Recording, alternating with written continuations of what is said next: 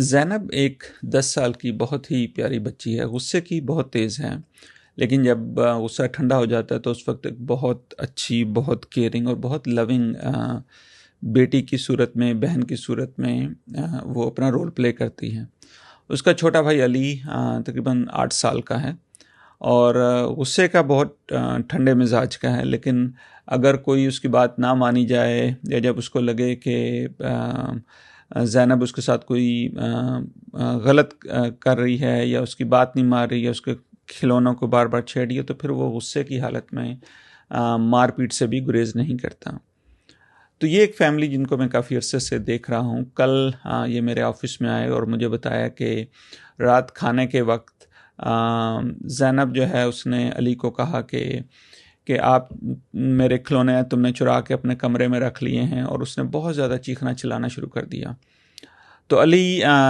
یہ کہنے کی کوشش کر رہا تھا نہیں ایسا نہیں ہے، میں نے تو صرف کھیلنے کے لیے لیے تھے، لیکن زینب غصے کی حالت میں اتنی زیادہ آپے سے باہر ہو گئی تھی کہ اس نے بہت بری بری چیزیں کہ تم تو ہر وقت جھوٹ بولتے ہو، تمہیں تو کوئی گھر میں پیار نہیں کرتا، تم تو ہر وقت بس اس طرح کی جو ہے نا وہ خواہ مخواہ کی چیزیں اور باتیں بناتے رہتے، اس طرح کی بہت ساری چیزیں جو ہے نا وہ زینب نے کہنا شروع کر دیں۔ زینب کی والدہ جو ہیں وہ اس وقت اپنی بہن کی طرف گئی ہوئی تھی، تو اس کے فادر گھر پہ تھے۔ تو عام طور پر پہلے یہ ہوتا تھا کہ والد وہ کافی زیادہ غصے ہو جاتے تھے اور صحیح غلط زینب نہیں، ایسا نہیں ہے، اس طرح کی باتیں نہیں کرتے۔ تو اس سے یہ ہوتا تھا کہ زینب کو اور زیادہ غصہ آنا شروع ہو جاتا تھا، وہ اور زیادہ چڑچڑاپن ہو جاتی تھی، اور وہ غصے کی حالت میں جو ہے نا وہ بعض دفعہ وہ چیخنا چلانا یا اپنے کمرے میں چلے جانا، مطلب وہ گھنٹہ اور بعض دفعہ وہ اس کے پیرنٹس بتاتے ہیں کہ 2 گھنٹے جو ہے نا اس کا چیخنا چلانا، اس کا رونا بند نہیں ہوتا تھا، اور ان کو سمجھ نہیں آ رہی تھی کہ کیا کرنا چاہیے۔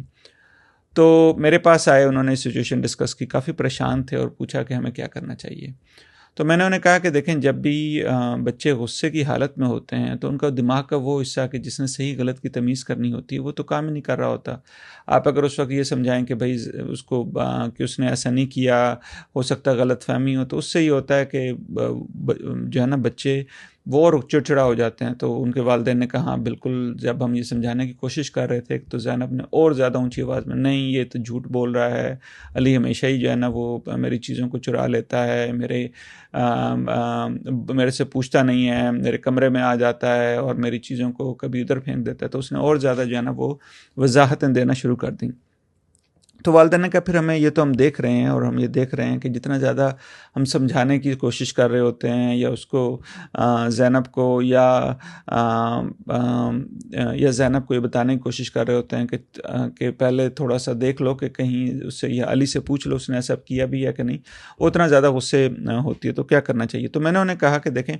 آئندہ کبھی بھی اس طرح کا ہو تو بجائے اس کے کہ آپ صحیح غلط کی تمیز کریں، آپ جو زینب کہہ رہی ہے اس کو ریپیٹ کریں۔ انہوں نے کہا کیا مطلب؟ میں نے کہا زینب یہ کہہ رہی ہے کہ مجھے چیخ رہی ہے، چلا رہی ہے کہ علی نے میری چیزیں اٹھا لیں، تو آپ کہو زینب آپ بہت غصے میں لگ رہی ہو، آپ کو ایسا لگ رہا ہے، ایسا نہیں، یہ نہیں کہہ رہے کہ ایسا ہوا ہے، آپ کو ایسا لگ رہا ہے کہ علی نے آپ کی چیزیں لے لی ہیں، آپ کے کھلونے لے لی ہیں، اور پھر خاموش ہو جائیں، پھر دیکھیں وہ کیا کہتی ہے۔ پھر جو وہ کہتی ہے آپ اس کو اسی طرح، مطلب اس کے الفاظ میں کہ آپ کو ایسا لگ رہا ہے، یہ نہیں کہ ایسا ہوا ہے، آپ کو ایسا لگ رہا ہے کہ اس طرح ہوا ہے اور آپ اس وقت کافی غصے میں ہو۔ تو اس طرح کی جب چیزیں ہم بچوں کو سمجھانے سے پہلے ان کو سننے کی کوشش کرتے ہیں، ان کو سمجھنے کی کوشش کرتے ہیں، بے شک وہ غلط ہی وہ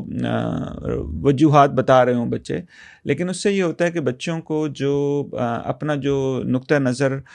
والدین کو منوانے کے لیے جو غصے کا اور چیخنے چلانے کا جو عنصر ہوتا ہے وہ تھوڑا کم ہو جاتا ہے۔ ان کو یہ لگتا ہے کہ اچھا والدین جو ہے کچھ نہ کچھ مجھے سمجھنے کی کوشش کر رہے ہیں، وہ مجھے غلط نہیں کہہ رہے، یا وہ مجھے یہ نہیں کہہ رہے کہ نہیں ایسا نہیں ہے بلکہ اس طرح ہے۔